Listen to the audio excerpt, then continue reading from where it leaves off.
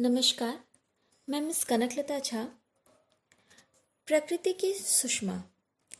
ईश्वर ने सूर्य, चंद्रमा, तारे, नदियाँ, झरने, पर्वत आदि से प्रकृति को सजाया है। ये प्रकृति में तरह तरह के रंग भरते हैं। पक्षियों का कलरव मधुर लगता है। ये प्रकृति तत्व संसार को सुंदर रूप देते हैं।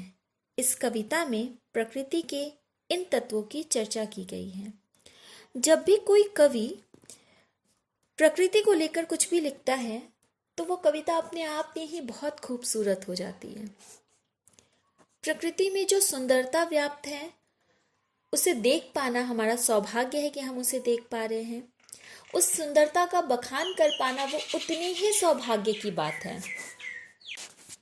हम मनुष्य उस प्रकृति की सुंदरता को का बखान कर पाते हैं, अपने आप में बहुत बड़ी बात है। यहाँ कवि ने बहुत सुंदर सी एक कविता लिखी जिसका शीर्षक है प्रकृति की सुषमा, यानी प्रकृति की सुंदरता। सुषमा का अर्थ होता है सुंदरता। प्रकृति यानी नेचर। तो हमारा नेचर, हमारी प्रकृति कितनी सुंदर है, इसका बखान इस कविता में आपको देखने को मिलेगा। आइए पढ़ते हैं प्रकृति की सुषमा। आसमान पर चमका सूरज, दूर हुआ अंधियारा।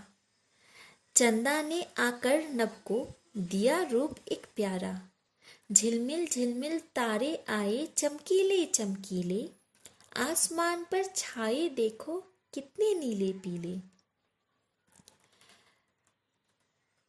कवि कहते हैं कि सूरज, एक ये जो चमकता हुआ सूरज है, आसमान में आते ही जो घनघोर तम है, जो घनघोर तिमिर है, जो घोर अंधियारा व्याप्त है इस संसार में, सूरज के आसमान में आते ही वो तुरंत गायब हो जाता है, तुरंत विलुप्त हो जाता है कहीं। कवि कहते हैं कि कैसी प्रकृति की माया है। एक सूरज के आने से जो घनघोर अंधेरा है वो भी खत्म हो जाता है, समाप्त हो जाता है, मानो कभी अंधेरा आया ही ना हो, मानो कभी रात हुई ही ना हो। चंदा ने आकर नभ को दिया रूप एक प्यारा। और जब धीरे धीरे रात होने लगती है, सूरज ढलने लगता है, चांद आसमान के शीर्ष पर होता है, तब कितना खूबसूरत वो आसमान देखने को लगता है।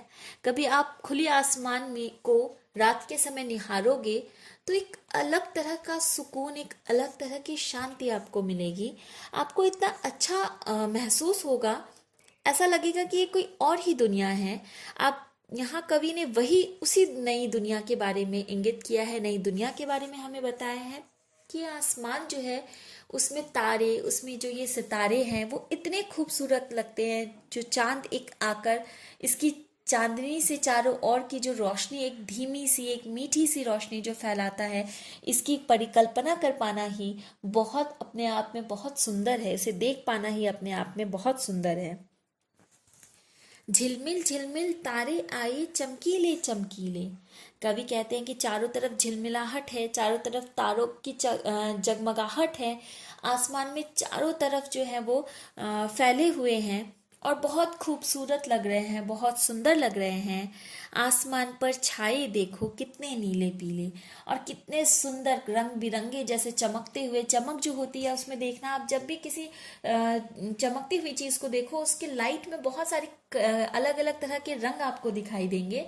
तो ये तारों में भी इस तरह के रंगों की परिकल्पना कवि करते हैं और कभी कहते हैं ये देखने में बेहद खूबसूरत है, ये देखने में बेहद सुंदर है।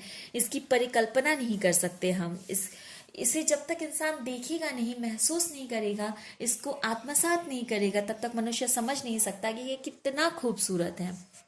इसलिए तो कवि कहते हैं कि ईश्वर ने सूर्य, चंद्रमा, तारे, नदियाँ, झरने, पर्वत आदि सब प्रकृति को इन सारी चीज़ों से सजाया है। ये जो दुनिया इतनी खूबसूरत लगती है देखने में, ये यहाँ कहीं ना कहीं इन सब भगवान की इस दया, भगवान की इस सृष्टि का ही नतीजा है कि ये दुनिया इतनी खूबसूरत लगती है। हम जगह जगह घूमने जाते हैं, उसकी वजह ही तो यही है बच्चों। उसका कारण ही यही है कि ये दुनिया बहुत खूबसूरत है।